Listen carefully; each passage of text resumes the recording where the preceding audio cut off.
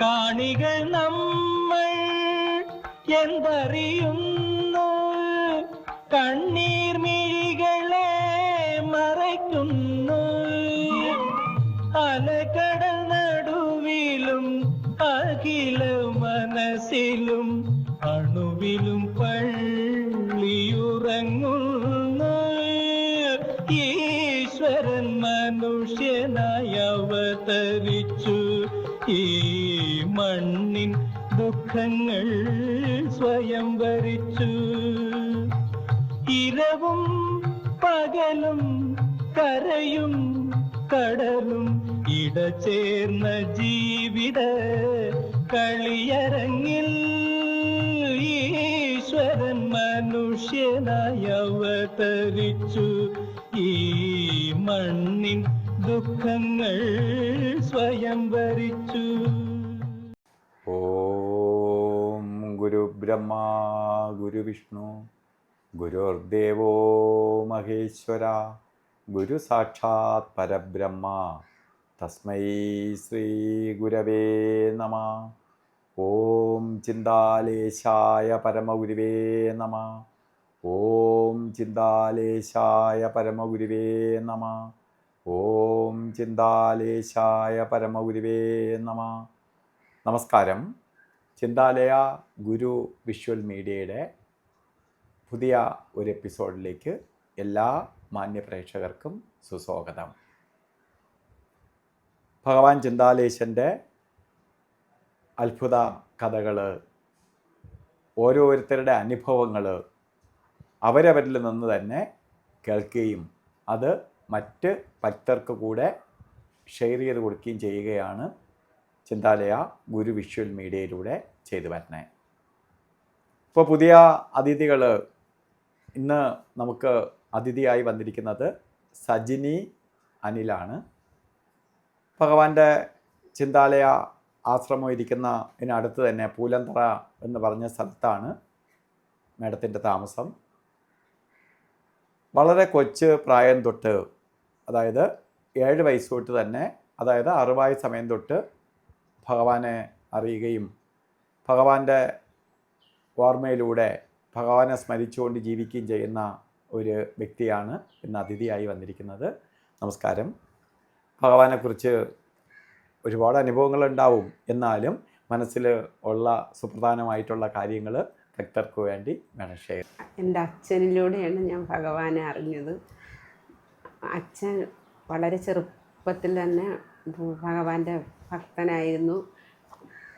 പിന്നെ അച്ഛൻ പറഞ്ഞു തന്ന ഓരോ കഥകളിലൂടെ ആണ് ഭഗവാനെക്കുറിച്ച് അറിഞ്ഞതും ഭഗവാന്റെ അത്ഭുതങ്ങൾ കേട്ടതും. അങ്ങനെയാണ് ഞങ്ങൾ വളർന്നത്. അച്ഛനും ഭഗവാനും കളിക്കൂട്ടുകാരായിരുന്നു. ശരി.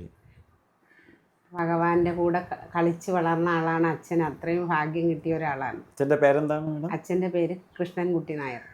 ഭഗവാൻ വിളിക്കുന്നത് കൃഷ്ണപിള്ള. മലബാറ എന്നാണ് വിളിക്കുന്നത്. അച്ഛൻ ഇടയ്ക്ക് ചെറുപ്പത്തിൽ തന്നെ നാടൊക്കെ വിട്ട് മലബാറിൽ പോയി. പിന്നെ അവിടെയായിരുന്നു അച്ഛൻ.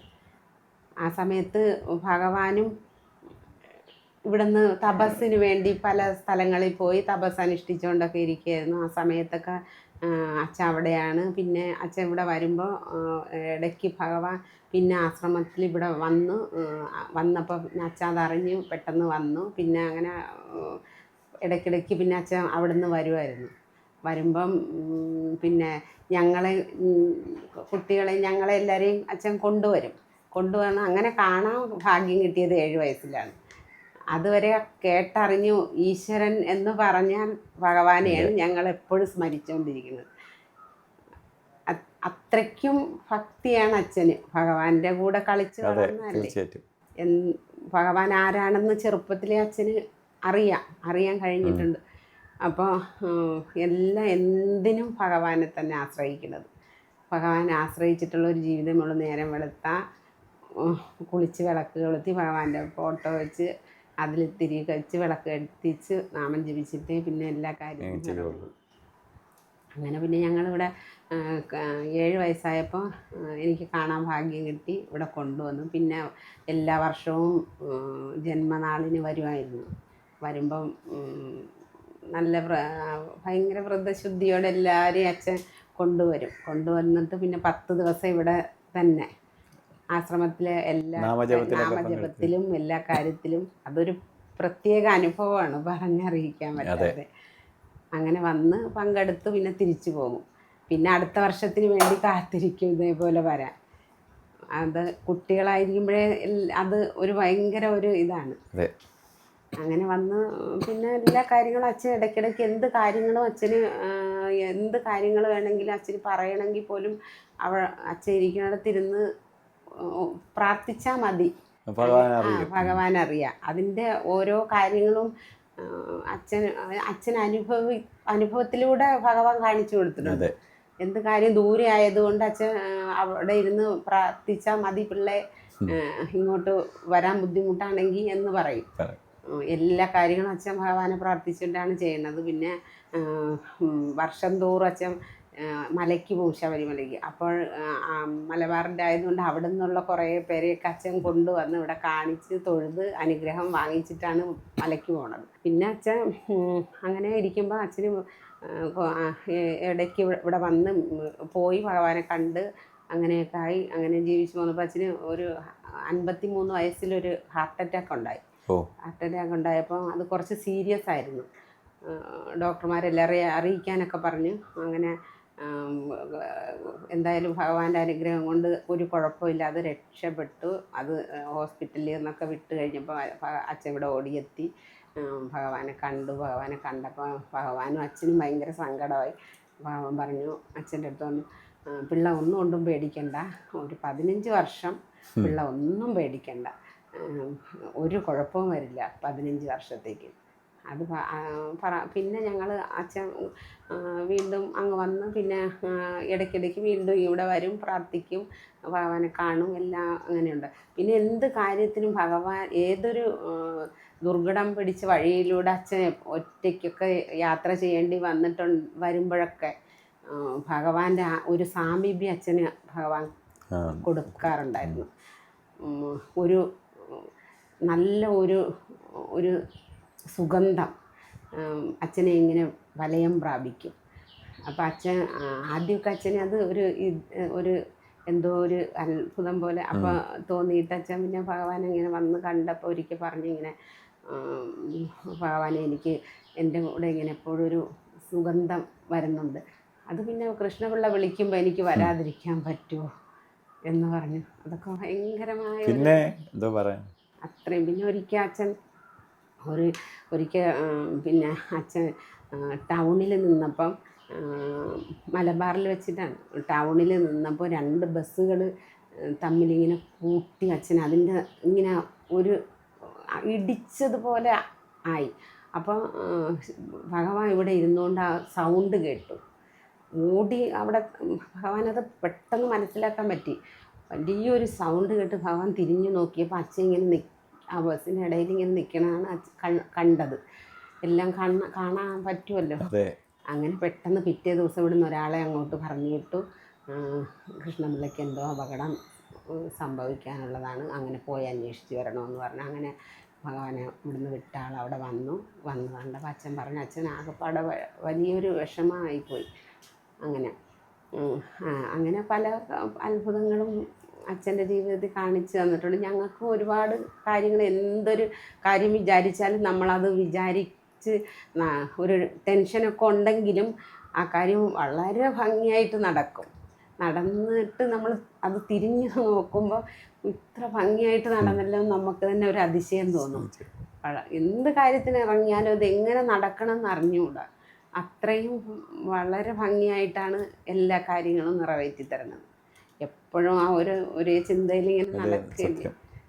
പിന്നെ അത് കഴിഞ്ഞിട്ട് പിന്നെ അച്ഛനങ്ങനെ പിന്നെ സുഖമില്ലാതായി. പിന്നെ അച്ഛൻ പിന്നെ ഭഗവാൻ പറഞ്ഞു അവിടെ നിൽക്കണ്ട, ഇവിടെ വരണം പിള്ളേ, ഇവിടെ വരണം, ഇനിയിപ്പം സ്വന്തം നാട്ടിൽ വന്ന് നിൽക്കാമെന്ന് പറഞ്ഞാൽ അങ്ങനെ വന്നു കഴിഞ്ഞിട്ട് ഒരു 10 വർഷമായപ്പോൾ അച്ഛൻ ആ കറക്റ്റ് സമയത്ത് പറഞ്ഞതുപോലെ 15 വർഷമായപ്പോൾ മരിച്ചു. അതുവരെ ഭഗവാൻ എന്ത് കഴിക്കാനും, ഡയബറ്റിക്കുള്ള ആളാണ് അച്ഛൻ, എന്ത് കഴിക്കാനുള്ള അനുവാദവും കൊടുത്തിട്ടുണ്ടായിരുന്നു. മരണം വരെ അച്ഛനൊരു ഡയബറ്റിക്കിൻ്റെ ഒരു പ്രശ്നം കൂടുതലായിട്ട് വരികയോ അച്ഛൻ്റെ ആ ചിട്ടയും ക്രമവും തെറ്റിയുള്ള ജീവിതം എന്ന് വെച്ചാൽ അച്ഛൻ എന്ത് കഴിക്കണമെങ്കിലും അച്ഛൻ കഴിക്കും. ഡോക്ടർ പറഞ്ഞതുപോലെ അങ്ങനെയൊന്നും നോക്കില്ല, പഥ്യമൊന്നും നോക്കില്ല അച്ഛൻ. ഭഗവാൻ ഇവിടെ വരുമ്പോൾ അച്ഛന് പിള്ളേ ഒരു ലഡു തരട്ടെ എന്ന് പറഞ്ഞു ലഡു ഒക്കെ കൊടുക്കും, അതൊക്കെ കഴിക്കും, ഒരു കുഴപ്പമില്ലാതെ അച്ഛൻ. പിന്നെ ആ കാലം സമയമായപ്പോൾ മരിച്ചു. ഭയങ്കര വിഷമമായി. പിന്നെ അതിലും എനിക്ക് ഒരുപാട് അത്ഭുതം ഉണ്ടായിട്ടുണ്ട്. അച്ഛന് ഇങ്ങനെ ശാരീരികമായിട്ട് വയ്യാതെ ഇരിക്കുന്ന അവസ്ഥയിൽ പിന്നെ ഒരു ചെറിയ മൈനർ അറ്റാക്ക് ഒരു ദിവസം വന്നു. അത് കഴിഞ്ഞ് നമ്മൾ ഹോസ്പിറ്റലിലൊക്കെ കൊണ്ടുപോയി കുഴപ്പമൊന്നും ഇല്ലാതെ ഇരിക്കുന്നു. അവിടുന്ന് അന്ന് കുഴപ്പമൊന്നും ഇല്ലാതിരുന്ന ഒരു സമയത്ത് രാത്രി ഞാനൊരു സ്വപ്നം കണ്ടു. പിന്നെ ഈ ഭഗവാൻ ഈ ഒരുപാട് ആളുകൾ കൂടി നിൽക്കണം, വെള്ള വസ്ത്രങ്ങളൊക്കെ ഇട്ട്. എന്ന് വെച്ചാൽ ഒരു എന്താണെന്ന് പറയാൻ എനിക്കത് അറിയില്ല. ഭഗവാനെയും കണ്ടു. ഭഗവാന്റെ നമ്മളെ ഭഗവാന്റെ ഈ കഴുത്തിന് വരെ, കഴുത്ത് മുകളിലോട്ട് കാണുന്നില്ല. ഭഗവാനാണെന്ന് എനിക്ക് നല്ലതുപോലെ അറിയാം. എന്തൊക്കെയോ ചെയ്യുന്നു, നല്ല സുഗന്ധദ്രവ്യങ്ങൾ, പിന്നെ വിളക്ക്, തിരി, ഇതൊക്കെ നല്ല നല്ല ഇതായിട്ട് കാണിച്ചു തരുന്നു. അങ്ങനെ നേരം വെളുത്തപ്പോൾ ഞാനിത് ഭഗവാനെ കണ്ടതല്ലേ, അപ്പോൾ ഭയങ്കര ഇത്. അച്ഛനോട് നേരം വെളുത്തത് എണീറ്റിരുന്ന് സംസാരിച്ചപ്പോൾ അച്ഛൻ്റെ അടുത്ത് ഞാൻ പറഞ്ഞു, അച്ഛാ ഇങ്ങനെ ഞാൻ ഇന്നലെ രാത്രി ഭഗവാനെ കണ്ടു, പക്ഷേ ഭഗവാന്റെ മുഖം കാണുന്നില്ല അച്ഛാ. കണ്ടത് ഭഗവാന്റെ കഴുത്തിന് താഴോട്ടുള്ള ഭാഗമാണ് കണ്ടത്. പിന്നെ ഒരുപാട് ആളുകൾ കൂടി നിൽക്കുന്നു, തിരിയൊക്കെ കത്തിച്ച് വെച്ചിട്ടുണ്ട്, വിളക്ക്, ഹാരങ്ങൾ, പൂക്കൾ, ഇതൊക്കെ കാണുന്നുണ്ട് അച്ഛാ. അപ്പം അച്ഛൻ ഒന്നും മിണ്ടിയില്ല. അച്ഛൻ ഇങ്ങനെ ഇരുന്ന് ചിന്തിച്ചിട്ട് എന്താണ് അറിഞ്ഞൂടാ എന്നിങ്ങനെ പറഞ്ഞു. അവിടുന്ന് 4-ാമത്തെ ദിവസമാണ് അച്ഛൻ മരിക്കുന്നത്. നേരത്തെ മുന്നറിയിപ്പ് അവൻ കണ്ടു. അത് അവിടെ ഒരുക്കങ്ങൾ തുടങ്ങി. അത് ഭയങ്കരമായിട്ട് ഞാൻ അച്ഛനോട് അത് സംസാരിക്കുകയും ചെയ്തു. അച്ഛൻ ഇങ്ങനെ ഉണ്ടാതെ ഇരുന്ന് അത് കേട്ടിട്ട് എന്താണെന്ന് അറിഞ്ഞുകൂടാന്ന് അങ്ങ് അച്ഛൻ പറഞ്ഞു. അപ്പോൾ അച്ഛൻ പറഞ്ഞു ഇങ്ങനെ അത് കണ്ടു കഴിഞ്ഞപ്പോൾ എനിക്കും അറിയാൻ വയ്യല്ലോ. ആ കണ്ട കാഴ്ച അച്ഛനെ ചെതയിലേക്ക് എടുക്കണ കാഴ്ചയായിരുന്നു ആ സമയത്ത് അവിടെ സംഭവിച്ച. അതാണ് അപ്പോൾ ഞാൻ ഞെട്ടിപ്പോയി. ഇതാണ് എന്നെ 4 ദിവസം മുമ്പ് കാണിച്ചത്. ഇല്ല, ഭഗവാന്റെ ആശ്രിതരെ ഭഗവാൻ എല്ലാം മുന്നറിയിപ്പ് തരും. എന്നെ അച്ഛന് 15 വർഷവും കൂടി ഭഗവാൻ നീട്ടിക്കൊടുത്തതാണ്.